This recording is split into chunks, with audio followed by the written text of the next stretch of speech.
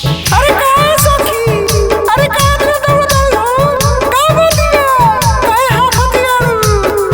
अरे का बताइए सखी, हमार देवरा तो हमको एकदम मरले बदम चिछले दर ले दर कई दले बा। आ तूहू बतावा हो कासी बहू। ए सखी, हमार देवरा तो बड़ी उत्पाती हो, उ खाली लाल करिया कइले बा।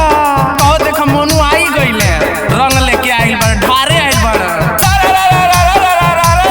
जोगी जी सारारारा, वाह भाई वाह, वाह खिलाड़ी वाह। भौजी के लौकता दूधू अनार, भौजी के लौकता दूधू अनार, देखी के भइले सब बुढ़ो बीमार, बोल हाय रे हाय रे हाय होली है।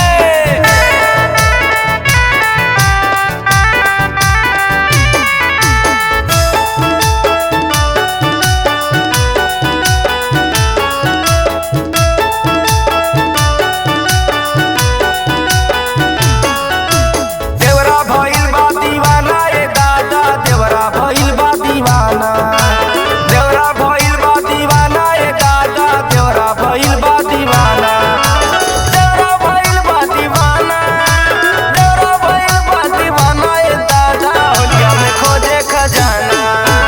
देवरा भइल बा दीवाना ए दादा, होलिया में खोजे खजाना। देवरा भइल बा दीवाना ए दादा, होलिया में खोजे खजाना। अरे मैं क्या बताऊं चकी, मेरा तो इतना देवर लैलाबाद है कि शरीर पे आके इतना झूमता है, इतना झूमता है कि मैं क्या परेशान हो गई हूँ। अरे जा ढोल बुआ, का करूं?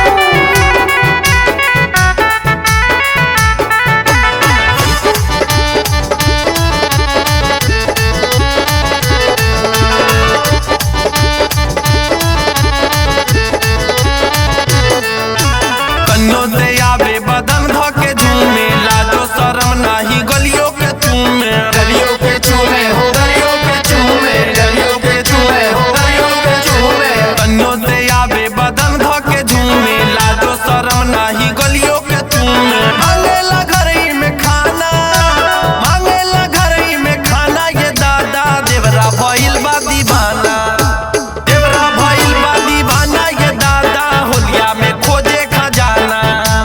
देवरा भइल बा दीवाना, ये दादा होलिया में खोजे खजाना। देवरा भइल बा दीवाना, ये दादा होलिया में खोजे खजाना।